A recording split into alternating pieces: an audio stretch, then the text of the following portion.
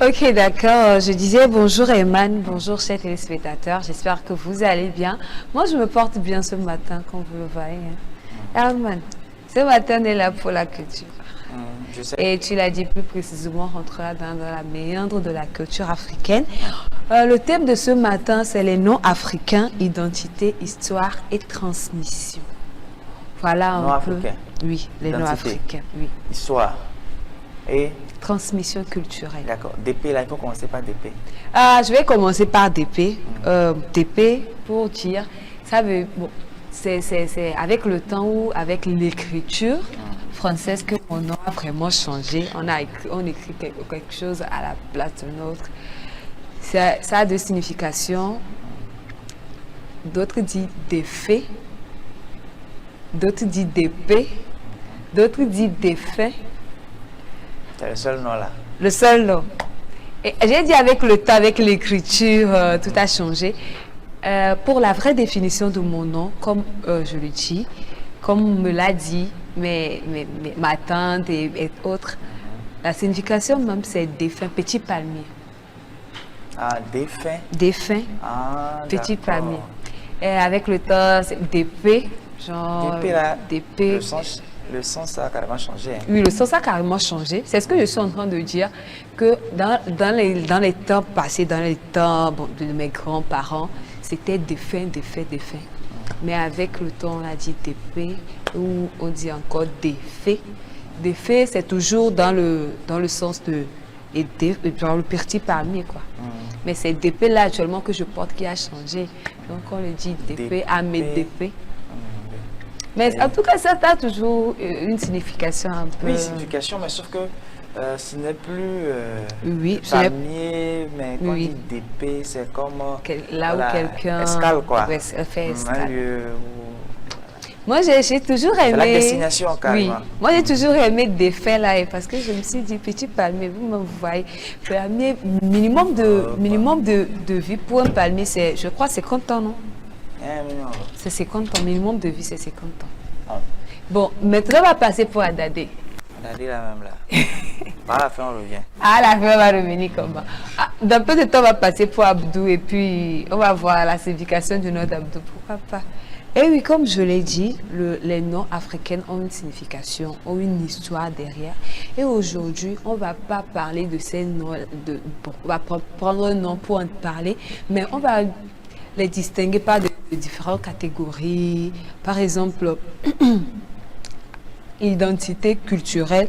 Les noms africains ont une identité culturelle, ils sont marqués par des identités culturelles. Et il faut noter que dans l'identité culturelle, on peut noter la transmission de l'histoire familiale et sociale.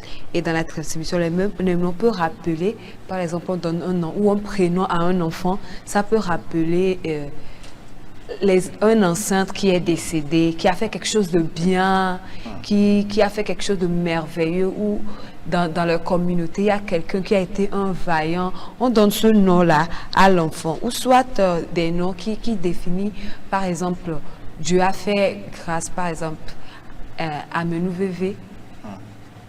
Dieu a fait grâce à la personne d'avoir un enfant, une femme qui a peut-être cherché des enfants pendant des années, et Dieu lui a fait grâce de lui donner un enfant.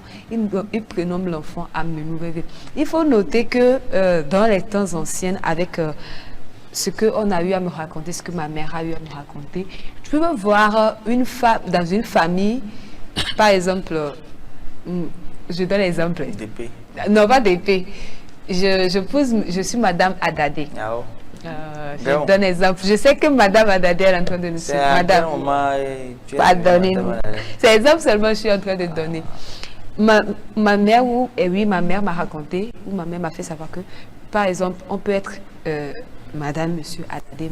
On va donner naissance à des enfants, mais on va donner un autre nom de famille à l'enfant. Oui, non, ça existe. Ah oui, depuis. Il y a des gens qui donnent des prénoms, leur prénom comme nom de famille. Nom de famille à l'enfant. Oui, c'est vrai que vous êtes la même chose, mais vous êtes de la même famille, mais vous ne portez pas forcément le même nom de famille. Oui, ça existe dans vos noms de famille. Hein. Oui, Et j'en connais aussi. oui, ça dépend de ce qui s'est passé jusqu'à ce que cette femme ou cette famille puisse commencer par concevoir des enfants, puisse commencer par avoir des enfants. Et les noms, ça signifie ce que l'histoire que la personne a eu à vivre. On peut noter aussi que les noms sont un peu en lien avec les ethnies et la langue des parents de la personne en question. Qu'est-ce que je veux dire par là? Chaque ethnie a ses propres noms et des règles de dénomination et de dénomination, par exemple. Par exemple, chez les Akans, Kwame. Kwame, c'est... c'est pas quoi? Kwame. Voilà, c'est comme ça que les Akans et ceux du Ghana le prononcent un peu. Bon, je vais dire, moi, mais tire un peu de la source du Ghana, quoi. Donc, Kwame. Et c'est un enfant nommé, à qui on a donné naissance samedi. Hein. C'est pour aussi donner l'ethnie de la personne, les noms. Ça prouve un peu l'ethnie d'où vient la personne. C'est comme un dit qui s'appelle Abalo, par exemple. Mais est-ce que actuellement même on arrive à encore respecter ces choses-là? C'est quand on dit Abalo, puis Abalo, puis Allo. Bon, on pense directement là-bas, mais... Maintenant... On s'est dit ça qui s'appelle Pialo. Bon. Et là, on peut revenir à la première partie qui nous disait que les noms sont liés à des histoires.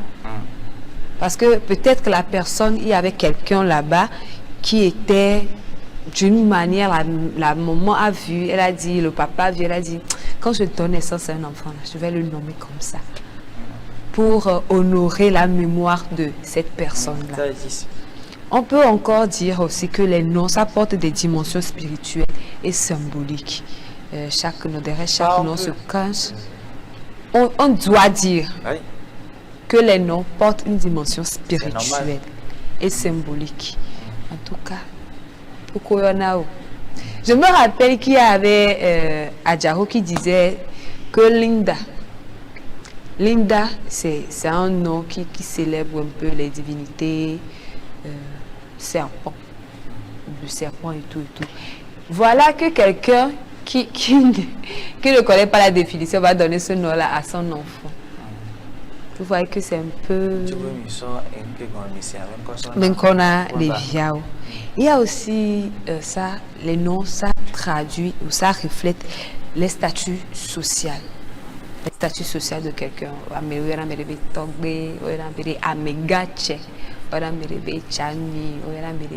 C'est ça la même... Prince. Tu vois la personne... C'est pas ça.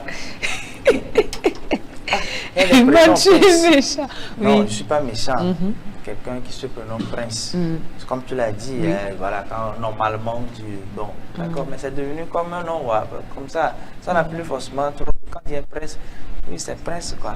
Tu sais que c'est un prince. Un prince. Même maintenant, on dit Togbé, là. Quand on dit Togbé, normalement. Togbé, c'est normalement. C'est le sage. C'est que quand tu vois un Togbé comme ça, là, tu sais maintenant. C'est le sage. C'est le sage, c'est quelqu'un qui trône quelque chose. Sont devenus des noms usuels. Bon, bref, on prend parce qu'on doit prendre. Mais vu l'esthétique, c'est comme une fille qui me disait, pour un enfant, c'était sortie d'enfant. Et on donne le nom à l'enfant. La fille dit, oh, le nom n'est pas chic, que c'est pas esthétique. Tu n'as pas dit que ça doit être esthétique. Et quand on prononce là, donc c'est quoi on appelle esthétique? Bon, je comprends aussi pour certaines personnes, quand on donne un nom, Akosiwa, bon, pour Akosiwa, on dit non, on préfère peut-être ici. Oui, ça c'est chic. Au lieu de dire Akosiwa, je connais quelqu'un. Je ne comprends pas. Bon, Akosiwa et puis ici, il y a quoi des différences? Akosua, c'est le jour de naissance de la personne. Oui, je sais, ici aussi, c'est la même chose. Et si? Oui. Vraiment? Oui. Ça, je ne le sais pas, parce que moi, je crois que... Et si, bon, d'habitude, et si je dis... Et Fikemsicho, quoi. Je ne sais pas si tu comprends. Ici, C'est quel jour? dimanche. Ah, dans À ces... Kossi-Bois, ici. À la place Ah. de Kossi, il y a des gens qui donnent Donc, ici ici, directement. Oui. dans certaines localités, dans Ouais, certains... on Ah dit- oui, On donnait ici directement la place d'Akosima pour certaines personnes. c'est magnifique ça. Hum. Moi, d'habitude, quand on appelle quelqu'un ici, je me dis toujours que c'est un nom où la personne se dit Non, Fike c'est Moussito. ici, Ici. qui est un nom usuel, ça dit comme voilà, Yagra, tout ça là. Mais ici, c'est pour remplacer Akosima pour certaines Akosua. personnes. Il y a des gens qui n'aiment pas Akosima, on dit. Moi, je connais quelqu'un qui, mon cousin, puis je lui ai dit, bon, si il arrivait que tu donnes naissance à des enfants et tout, est-ce que tu vas pouvoir lui donner les noms sur sa date, sur son jour de naissance? Quoi? Pourquoi ce nom va se figurer sur la naissance de son enfant? Comme lui n'aime pas le nom. Je lui ai dit, ah, tu es africain, pourquoi ne pas aimer ces noms-là? C'est une identité de la personne. Quand la personne arrive quelque part, Adjo, moi, c'est pourquoi moi je suis fière et quand je vais écrire mon nom là, C'est Adjo d'abord. j'écris DP Adjo et si Adjo n'est pas sur ça là, je te dis, même si c'est attestation, tu veux me donner, mets Adjo là-dessus. Moi je suis quand même fière parce que ça prouve que premièrement, tu es africain parce que c'est seulement les Africains qui arrivent à donner les noms là. Et aussi, ça prouve que tu es né tel jour. On ne va pas chercher le jour quand Dieu est. Ah, la personne attend Joe, en même temps la personne sait que c'est Joe Dagbe. Et il y a certaines personnes qui n'aiment pas. En tout cas, moi, mon neveu là, c'est faux Kofi, je l'appelle. Vous savez, mon grand-mère même crie enfant. Maman, c'est faux Kofi. Faux Kofi, le nom là est resté sur l'enfant. On part pour notre deuxième point qui est la signification spirituelle et symbolique des noms africains. Par exemple, on peut le dire que ont une connexion avec les divinités. Par exemple, je donne l'exemple de ce nom, Adeola Yoruba. Yoruba qui est du Nigeria quand même signifie la couronne de richesse. Makena, Kiku, il y a des noms, il y a des villes plutôt, Kiku, qui signifie celle qui fait le bonheur.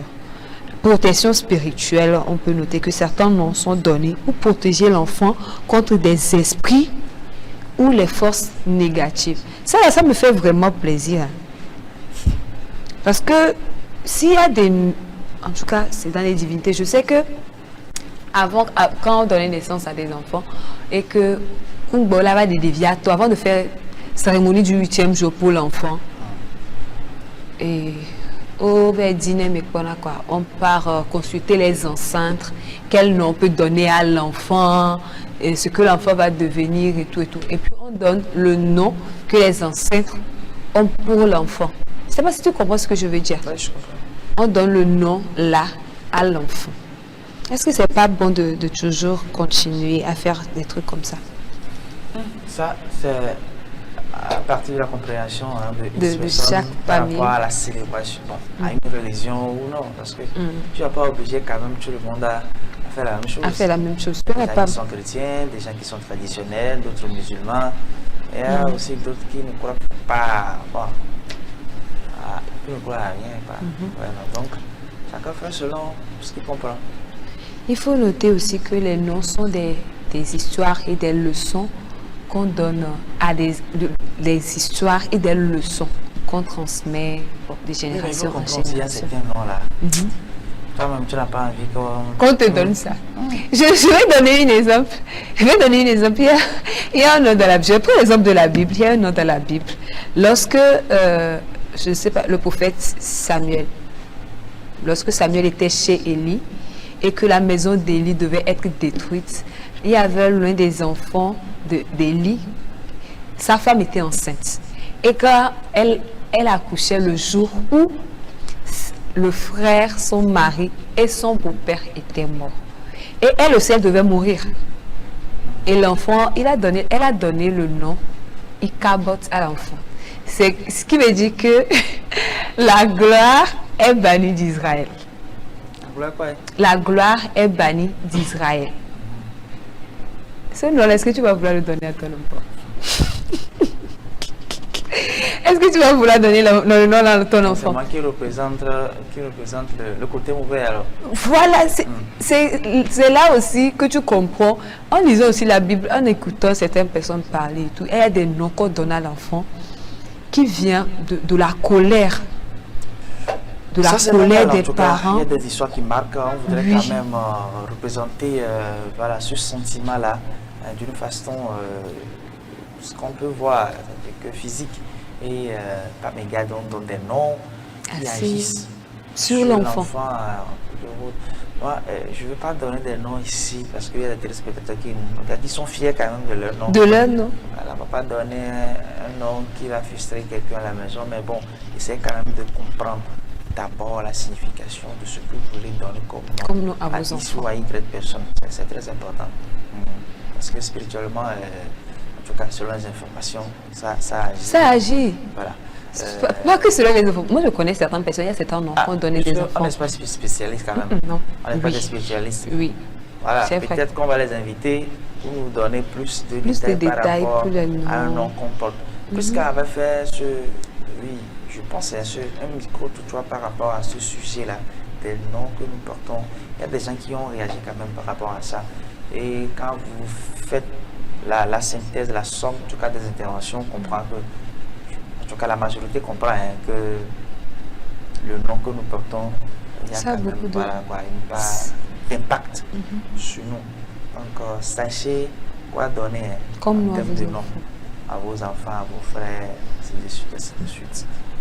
En Il faut, bref, oui, la en suite. bref, pour terminer, pour la culture de ce matin, nous devons retenir que les noms, c'est notre transmission et l'héritage de la personne qui le porte. Par exemple, les noms, c'est pour honorer les ancêtres, mais c'est pour honorer aussi la personne, l'enfant aussi qui le porte. C'est pour préserver aussi l'histoire de la famille et pourquoi pas aussi une vecteur de continuité culturelle et aussi pour tracer la vie des personnes qui le portent. Comme Herman l'a dit, il faut que nous sachions quel nom donner à nos enfants, quand, comment et à quel moment je peux dire non, donner à nos enfants. Parce que on n'est pas vraiment spécialiste comme Herman l'a dit, mais nous sommes sûrs qu'il y a des noms qui suivent les enfants partout où ils vont.